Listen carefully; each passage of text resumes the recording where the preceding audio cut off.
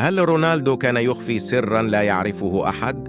من هي المرأة التي ساعدته عندما كان فقيراً؟ في زوايا ذاكرة كريستيانو رونالدو هناك قصة لم تروى من قبل، تحمل في طياتها عواطف وعبراً لا تنسى. يتذكر رونالدو النجم البرتغالي الشهير أيامه الأولى في جزيرة ماديرا، حيث كان لاعباً شاباً يسعى لتحقيق أحلامه. في تلك الأثناء كان يواجه تحديات الحياة اليومية مثل أي شاب آخر، لكن هناك شخص واحد ترك بصمة خاصة في حياته، وهي فتاة برتغالية تدعى إيدنا. عملت إدنا في أحد فروع مطعم ماكدونالدز، حيث كانت تقدم الطعام للزبائن بكل حب واهتمام. في ذلك الوقت كان رونالدو يتدرب بجد ويشعر بالجوع بعد كل حصة تدريبية. كان المطعم المجاور هو ملاذه، حيث يذهب بعد التمرين ليتناول شيئاً سريعاً، ومع ذلك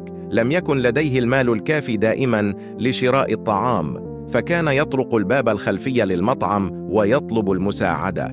هل لديكم أي برجر متبقي؟ كان يسأل، وكانت إدنا بابتسامتها الدافئة ترد عليه دائماً بنعم، وتمنحه ما يحتاجه من طعام دون أن تطلب منه شيئاً في المقابل. كانت تلك اللحظات البسيطة تعني له الكثير، خاصة في وقت كان فيه يبحث عن دعم وتشجيع.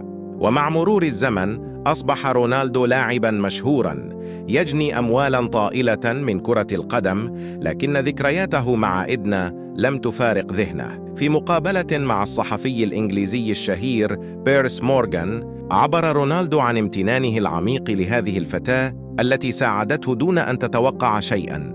قال: للأسف لم أتمكن من العثور عليها الآن. في كل مرة أذهب إلى البرتغال أقوم بالبحث عنها.